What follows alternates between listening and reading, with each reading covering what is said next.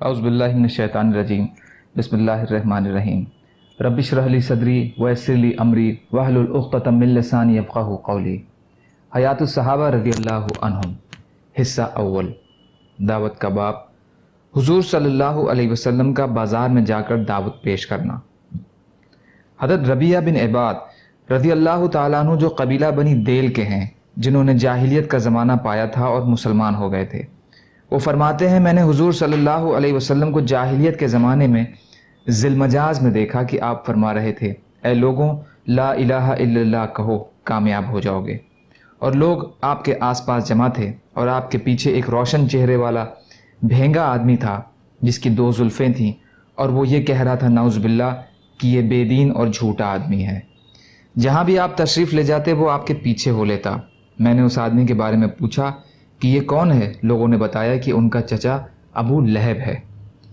بدایہ حصہ 3 page number 41، حیثمی حصہ 6 page number 22، فتح حصہ 7 پیج نمبر 156۔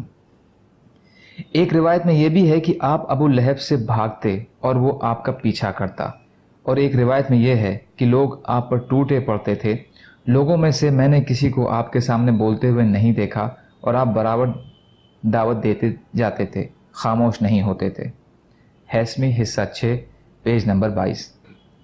حضرت طارق بن عبداللہ رضی اللہ تعالیٰ عنہ فرماتے ہیں کہ میں بازار ذی المجاز میں تھا کہ ایک اچانک نوجوان آدمی گزرا جس نے لال دھاریوں والا جوڑا پہن رکھا تھا، اور وہ یہ کہہ رہا تھا کہ اے لوگوں لا الہ الا اللہ کہو کامیاب ہو جاؤ گے، اور اس کے پیچھے ایک آدمی تھا جس نے اس نوجوان کی ایڑیوں اور پنڈلیوں کو زخمی کر رکھا تھا، اور وہ یہ کہہ رہا تھا کہ اے لوگوں یہ جھوٹا ہے، اس کی بات کو مت مانو۔ میں نے پوچھا یہ کون ہے؟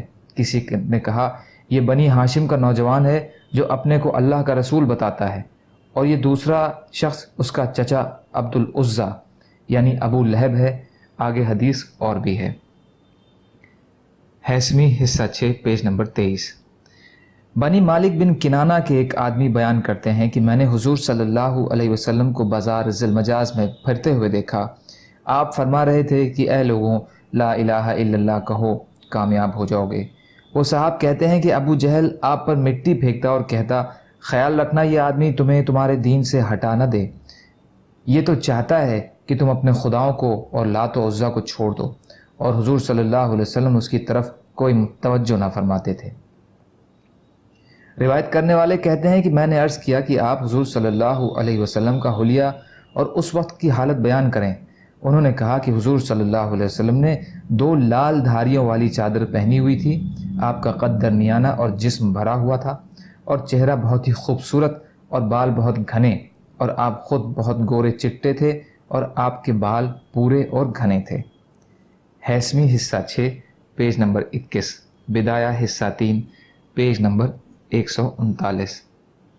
حضور صلی اللہ علیہ وسلم کا اپنے قریبی رشتہ داروں پر دعوت کا پیش کرنا۔ حضرت عائشہ رضی اللہ عنہا فرماتی ہیں کہ جب یہ آیت نازل ہوئی کہ اور ڈر سنا دو اپنے قریب کے رشتہ داروں کو، تو حضور صلی اللہ علیہ وسلم نے کھڑے ہو کر فرمایا اے فاطمہ بنت محمد، اے صفیہ بنت عبد المطلب، اے اولاد عبد المطلب، اپنی بیٹی اور پھوپھی کو اور دادا عبد المطلب کی اولاد کو مخاطب کر کے فرمایا اللہ سے لے کر تمہیں کچھ دینے میں میرا کوئی زور نہیں چلتا ہے، ہاں میرے مال میں سے جو چاہو مانگ سکتے ہو۔ مسند احمد مسلم شریف۔ حضرت علی رضی اللہ تعالیٰ عنہ فرماتے ہیں کہ جب یہ آیت نازل ہوئی تو حضور صلی اللہ علیہ وسلم نے اپنے خاندان والوں کو جمع فرمایا، 30 آدمی جمع ہو گئے، سب نے کھایا پیا۔ حضرت علی رضی اللہ تعالیٰ عنہ فرماتے ہیں کہ حضور صلی اللہ علیہ وسلم نے ان سے یہ فرمایا کہ تم میں کون ایسا ہے جو میرے قرضے کی ادائیگی اور میرے وعدوں کو پورا کرنے کی ذمہ داری لیتا ہے؟ جو یہ ذمہ داری لے گا وہ جنت میں میرے ساتھ ہوگا، اور وہ میرے گھر میں میرا قائم مقام ہوگا۔ ایک آدمی نے کہا آپ تو سمندر ہیں، آپ کی ان ذمہ داریوں کا کون نبھا سکتا ہے؟ اس کے بعد آپ نے اس بات کو 3 بار پیش فرمایا۔ حضرت علی رضی اللہ تعالیٰ عنہ فرماتے ہیں کہ آپ نے یہ بات اپنے گھر والوں پر بھی پیش کی۔ اس پر حضرت علی رضی اللہ عنہ نے کہا کہ میں تیار ہوں۔ مسند احمد۔ حضرت علی رضی اللہ تعالیٰ عنہ فرماتے ہیں کہ حضور صلی اللہ علیہ وسلم نے بنو عبد المطلب کو جمع کیا یا اپنے ان کو بلایا، اور یہ ایسے لوگ تھے ان میں سے ہر ایک سالم بکرا کھا جاتا تھا اور 3 سا یعنی 10.5 سیر تک پانی پی جاتا تھا، لیکن آپ نے ان کے لیے ایک مد یعنی 14 چٹاک کھانا تیار کیا۔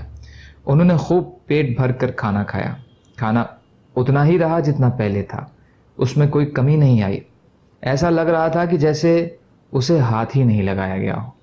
پھر آپ نے ایک چھوٹا پیالہ منگوایا جسے انہوں نے پیا تو ان کا جی بھر گیا، اور وہ پیالہ ویسے ہی باقی رہا جیسے اسے کسی نے ہاتھ ہی نہ لگایا ہو یا اسے کسی نے پیا ہی نہ ہو۔ اور آپ نے فرمایا، اے بنو عبد المطلب، مجھے تمہاری طرف خاص طور سے اور تمام انسانوں کی طرف عام طور سے بھیجا گیا ہے، اور تم میرا یہ معجزہ دیکھ رہے ہو کہ تم سب پیٹ بھر کر کھانا کھایا اور پیا، اور کھانے اور پینے میں کوئی کمی نہیں آئی۔ تم میں سے کون میرا بھائی اور میرا ساتھی بننے پر مجھ سے بیعت کرتا ہے؟ علی رضی اللہ عنہ فرماتے ہیں کہ کوئی بھی کھڑا نہ ہوا تو میں کھڑا ہو گیا، حالانکہ میں ان سب میں چھوٹا تھا۔ آپ نے مجھ سے فرمایا تم بیٹھ جاؤ۔ آپ نے ان سے 3 بار یہ مانگ کی، ہر بار میں ہی کھڑا ہوتا رہا، اور آپ نے مجھے فرمایا کہ تم بیٹھ جاؤ۔ تیسری بار میں آپ نے اپنا ہاتھ میرے ہاتھ پر مارا، یعنی مجھے بیعت کیا۔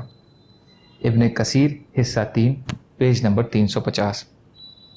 سبحان اللہ و بحمدہ، سبحانک اللہم و بحمدک، اشہد ان لا الہ الا انت، استغفرک و اتوب الیک۔ سبحان ربک رب العزۃ عما یصفون وسلام علی المرسلین والحمد للہ رب العالمین، برحمتک یا ارحم الراحمین، لا الہ الا اللہ محمد رسول اللہ۔